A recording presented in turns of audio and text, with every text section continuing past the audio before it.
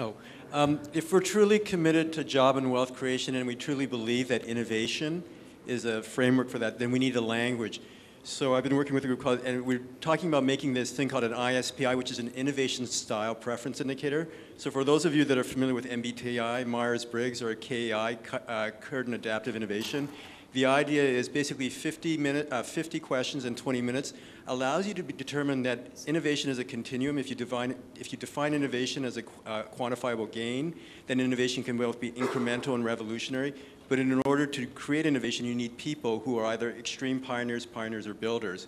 So, for instance, if all the people in this room were committed to the process of job and wealth creation through innovation, we'd have to first be self-aware of where we are on that continuum of builder, pioneer, innovators, and then we'd then have to create portfolios of teams of people, and we'd have to build those teams. So the idea would be to get this company that I know to, say, offer a couple of thousand free ISPIs to a group of people so that they can not only self-identify themselves, but more importantly, build teams and then focus those teams on whatever innovative process they want to complete.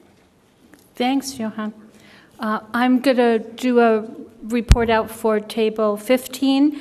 One of our 3 ideas is to focus on the fact that Stamford is a major financial hub and make that sustainable by improving our infrastructure so that we'll have the capability to continue to attract high-quality workforce and that people will be able to move around within the city. So among the improvements that we see needed to be made are physical transportation-related infrastructure changes.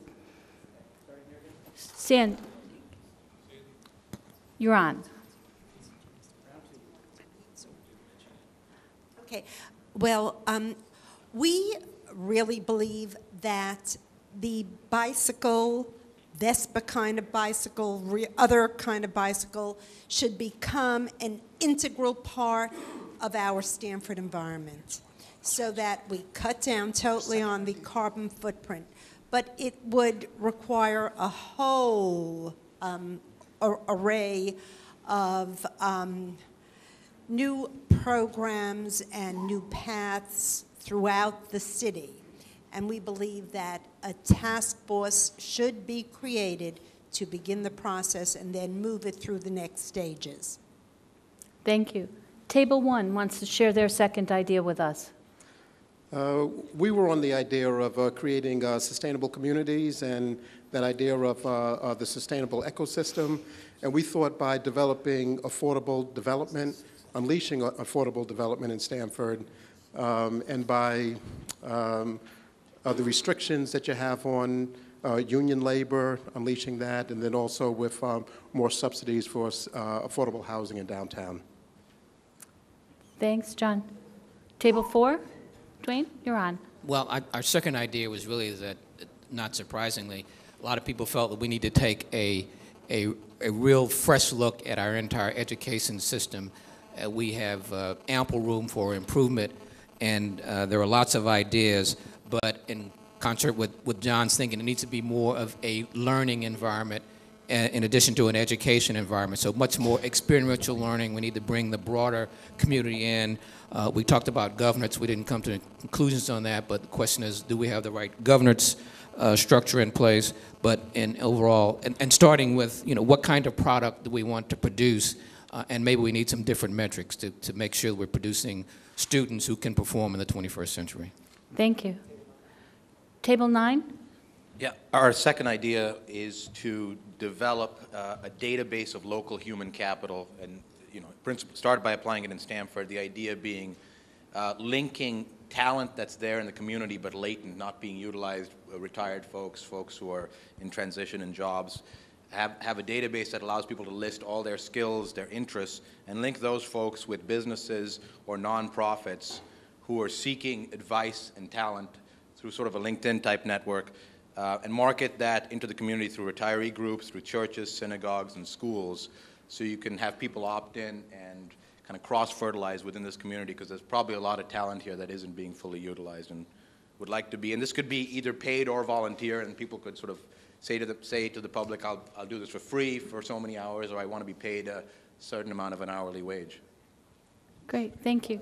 Table 5, Celeste? Our second idea, kind of leverage off of not only what Table 4 said, but Table 1 said, was that we would take the affordable housing mandates that are present among all of the municipalities in the state of Connecticut and create a kind of carbon trading network that could then be spearheaded out of Stamford so that Stamford could trade affordable housing monies and take them from places who don't want to have to implement them. And we can think of a lot of towns further up the line north that would rather not have to do affordable housing, and yet we want it, we need it to be able to support all of the ideas that have presented here in terms of economic development. Thank you. Yes, Table 7. Stamford and the neighboring community has never been embarrassed about borrowing from New York City. We would think that maybe we could import some new industries or businesses into this area, not only Stamford, but Norwalk and other places, such as the film industry and so on and so forth. That's been somewhat started, but it could become a major way to diversify the economy. Thank you. Thank you. Yes. Basically, it's been said, but I'll expand on it. Affordable housing, but also affordable spaces. The idea of diversity in built form. That the types of things we're talking about, whether it's big corporations or small startups or the whole range of housing needs. We need something that fits each of those needs. And right now we're kind of focusing in on a smaller segment of that range. Great. Table 12, I made you hold your last good second idea, so let her rip. Well, building on the idea that came back from one of the tables back here on teaching risk-taking in the schools, one of the things that Steve and I have been talking a lot about at the Stamford Innovation Center is holding idea or business competitions. And I would like to extend that. We've talked about it more in the for-profit mode, but an organization I'm connected to also is involved in doing what we call social innovation fellows programs, and I think that also adapting it to some of the issues in the social sector here, be it the education where things are purely nonprofit, trying to figure out how to move them a little bit farther up the for-profit spectrum curve. And the name we have for this is the ICOM, the Stanford ICOM, the idea competition. So, great.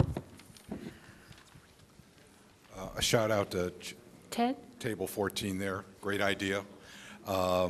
Competitions, demonstrations all the time. That's what gets everyone's attention. Our second idea is the Angel Center, more down to earth. Bring together all the local angel networks. There are quite a few out there that I know of, and there's probably a lot more that are sitting out there on piles of money.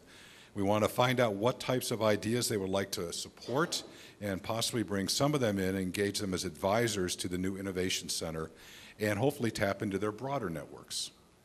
Thank you. Table 10.